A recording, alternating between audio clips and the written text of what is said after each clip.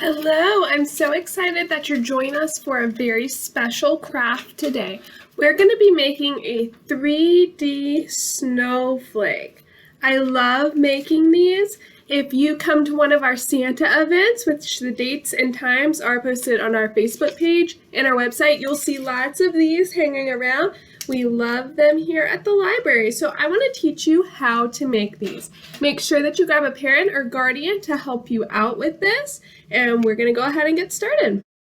All right, so the materials that we're going to need for this project are 6 pieces of plain white paper. You're going to need a stapler and scissors. Like I said, make sure you have someone to help you with this project, get an adult to help you.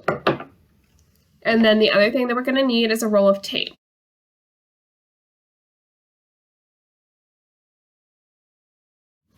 So the very first thing that you need to do is turn your rectangle paper into a square piece of paper. So I'm going to show you how to do that.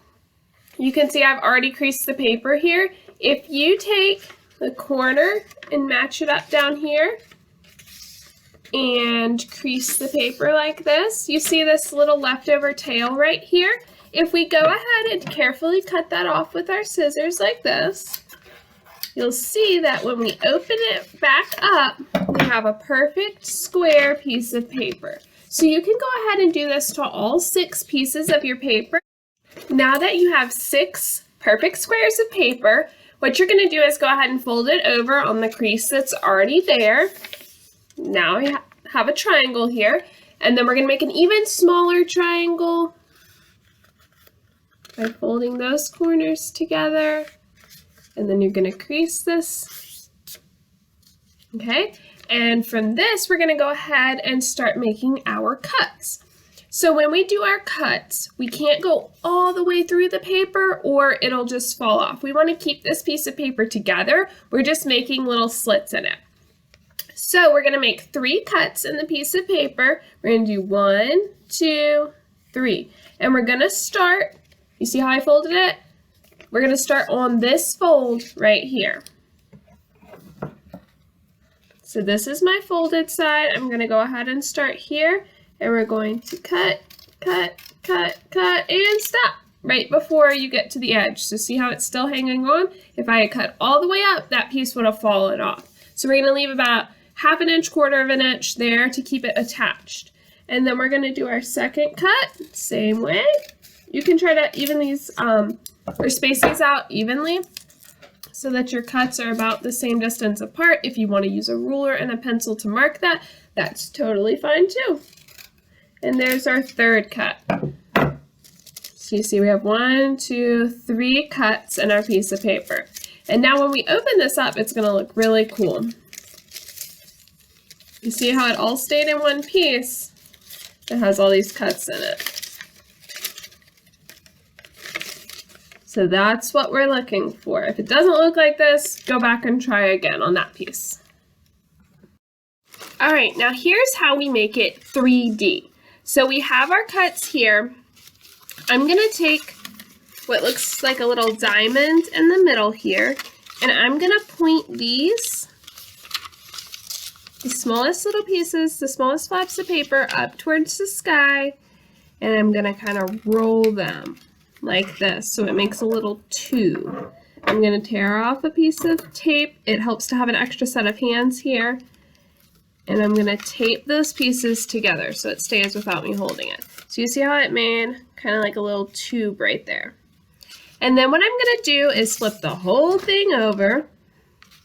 I'm going to take the next smallest ones, the next smallest little pieces.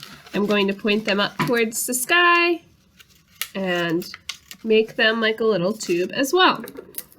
And I'm going to grab a piece of tape. I'm going to tape that together so it stays without me holding it. So now we have one little tube on the bottom right here and one on the top right here. And then we're going to flip it over again and keep going to the opposite side. I'm going to get the next smallest ones, roll them up, grab a piece of tape, tape them, And I'm going to flip it over one last time. Point the last ones up towards the sky. Roll them up.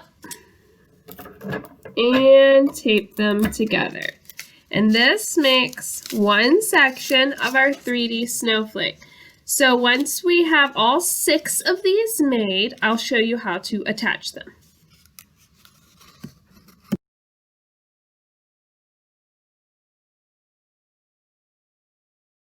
So once you've made all 6 sections of your snowflake, once you have 6 of these, here's how you attach it. We're going to do 3 at a time.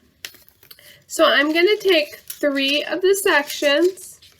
I'm just going to take the little end piece here and line them up together.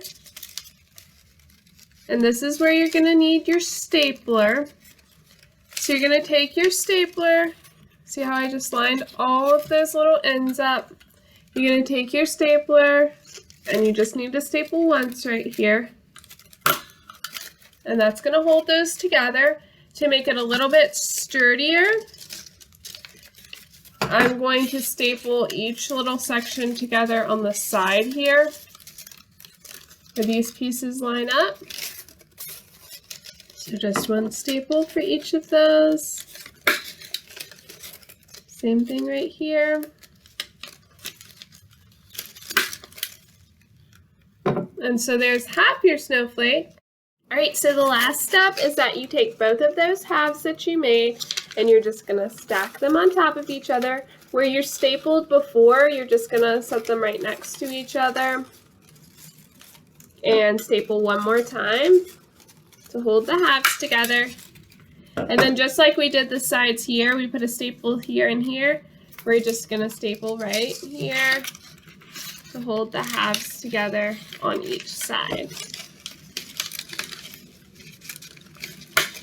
There and right here.